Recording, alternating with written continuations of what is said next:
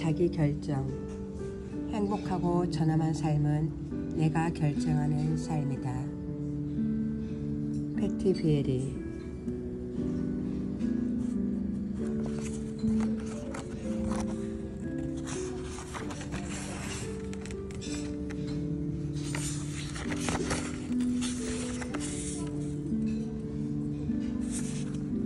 첫 번째 강의, 자기 결정의 삶은 어떤 모습일까? 두 번째 강의, 자기 인식은 왜 중요한가? 세 번째 강의, 문화적 정체성은 어떻게 탄생하는가? 첫 번째 강의 처음을 낭송해 드리겠습니다. 페이지 9페이지입니다. 우리 모두는 자신의 삶을 스스로 결정하기를 원합니다. 누구라도 열렬하게 공감할 수 있는 이 이야기는 우리가 익히 알고 있는 두 가지 중요한 내용을 포함하고 있지요. 바로 존엄성 그리고 행복입니다. 그런데 언뜻 익숙해 보이는 이 두 가지 개념은 과연 무엇을 뜻할까요? 내가 내 삶을 정한다는 것은 어떤 의미일까요? 결정이라는 말 그리고 독립성이라는 말은 어떤 개념일까요? 이 개념들을 어떻게 풀어나갈 것이며 또 거기서 어떤 현상들을 보게 될까요? 외부로부터 압력이 없어야. 맨 먼저 내릴 수 있는 정의는 사실 간단하고도 명료합니다. 우리는 자신의 생각과 감정과 소망대로 살고 싶어 합니다. 어떻게 생각할지, 무엇을 말할지, 어떤 행동을 할지 다른 누군가가 정하는 것을 원치 않아요. 부모의 간섭, 배우자의 은근한 독재, 고용주나 집주인으로부터의 협박, 정치적 압제 같은 것이 없기를 바라지 않아요. 원하지 않는 것을 시키는 사람이 없길 바라는 것입니다. 외부로부터의 폭압, 즉 그 어떤 위협도 없는 상태를 원할 뿐만 아니라 우리가 경험하고 싶거나 하고 싶은 것을 못하게 막는 질병이나 가난도 원치 않아요. 이것은 타인에 대한 배려 없이 오직 자신의 이익만을 추구하려는 소망과 혼돈에서는 안 됩니다. 형식적으로는 본다면 자기 결정권을 그렇게라도 해석할 수 있지만 그것은 우리 대부분의 현재 바라고 있는 것, 다시 말해 법적, 도덕적 규범 위에 성립된 하나의 집단 안에서 자립적으로 살아가는 일과는 다른 것입니다. 여기서 규범은 사회적 정체성을 규정짓는 역할을 합니다. 이 규범이 없다면 존엄성도 없고 행복도 없을 것이지요. 이렇게 해석을 내릴 때 스스로 결정짓는 삶은 이 규범의 틀 안에서 외부로부터의 강제가 없는 삶, 그리고 어떤 규범을 통용할 것인지의 결정에 참여할 수 없는 삶을 말하는 것이 되겠습니다. 내적 독립성. 앞에서 말한 것처럼 이것은 비교적 간단하고 투명한 개념으로 사상적 원칙을 둘러싼 논란을 불러일으키는 개념이 아닙니다. 독립성이라는 개념은 이제 소개할 두 번째 측면으로 해석할 때 이해하기 다소 힘들고 복잡한 모습을 띠게 됩니다. 이에 따르며 독립성은 타인에 관한 것이 아닌 스스로에 대해 결정할 수 있는 능력을 말하는 것이 되지요.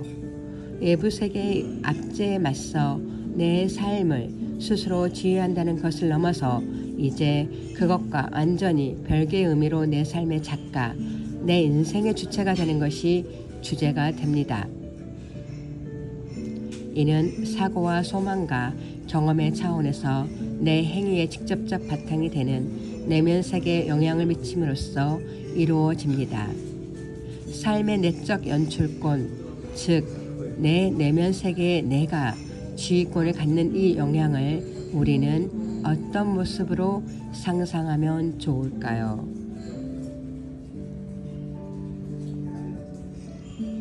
우리는 우리가 원하는 것과 생각하는 것에 있어서 부동의 부력이 아닙니다. 컴컴한 어둠 속에 숨지기고 앉아서 내적 드라마를 이리저리 조종하는 감독이 아니라는 말입니다. 또한 생각과 감정과 소망을 결정할 때도 우리는 선행 조건 없이 그저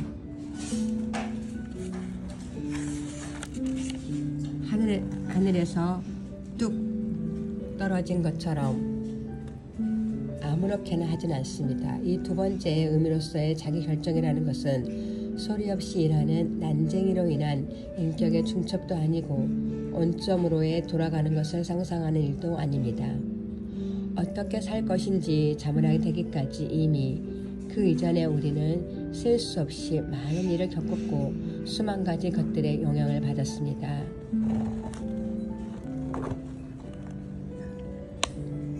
이러한 각인은 또 다른 것들을 향한 접점이 되는데 우리는 이 접점들을 마음대로 결정할 수 없습니다.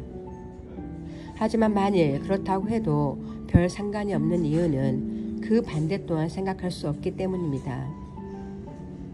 원점에 서 있는 사람은 스스로 결정할 수 없으니까요.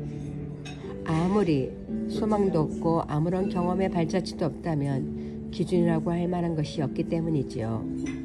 우리의 의지와 경험이 자신의 개인적 정체성의 일부가 되기 위해서는 삶의 역사라는 바탕을 가지고 있어야 하며 동시에 삶의 역사가 주는 조건에 의해 제약이 되어야 합니다.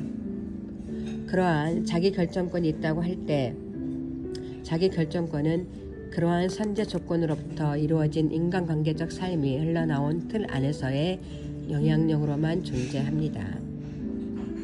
이러한 생각은 혹시 위험하지 않을까요? 우리의 경험은 인격의 나머지와 인간관계, 즉 조건성의 관계를 통해 서로 그물처럼 얽혀 있습니다. 그러나 경험을 만들어내는 우리 안의 것들은 그들 나름대로의 외부 세계에 의해 인과적으로 결정되지요. 그런데 나의 생각과 의지와 감정들이 세상에서 일어나는 사건들에 의해 이리저리 피는 고무공의 신세라면 내가 그것들을 스스로 정한다는 말이 결국 말뿐인 허울이 되는 것 아닌가요? 사고하고 의지를 세우는 존재인 우리가 단순히 강물에 휩쓸려가는 모래알 같은 존재로 전락하는 것 아닐까요? 내가 원하는 많은 것들은 타인이 내게 말했던 것에 영향을 받아 특정한 것을 믿고 느끼고 바라도록 만들어진 데에 기원할 때가 많습니다. 인간관계의 사슬을 작동하는 사람은 타인이며 그 사슬의 끝에서 나의 경험과 그에 따른 행동도 변화하지요. 그렇다면 나는 타인의 도구나 장난감, 일종의 꼭두가시가 되는 것은 아닐까요? 만일 내가 매 순간마다 자신의 과거가 들이오는 그림자와 외부의 영향에 미치는 자기장 안에 있다고 산다면 어떻게 자기 결정권 운운할 수 있단 말입니까? 결국 모두 자기만을 숨기기 위한 말장난 아닐까요? 그렇지 않습니다. 나의 내면 세계가 외부와 아무리 밀접하게 얽혀 있다 하더라도 하나의 세계와 또 다른 하나의 세계 사이에는 엄청난 차이가 존재합니다. 하나는 자신의 사고와 감정과 소망을 중환하는 말 그대로 삶의 작가여 그의 주체가 되는 삶이고 또 다른 하나는 어떤 사건을 단순히 맞닥뜨리거나 당하여 그 일로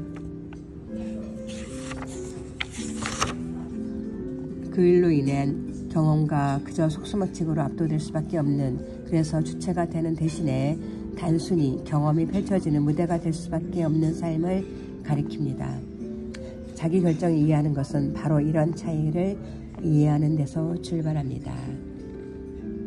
네, 오늘은 여기까지 낭송해 드리겠습니다. 네, 자기 결정 피터 베일입니다. EBAS 에바스, 그림 읽어준 세인. 2015년 10월 30일이었습니다. 행복한 하루 되세요. 감사합니다.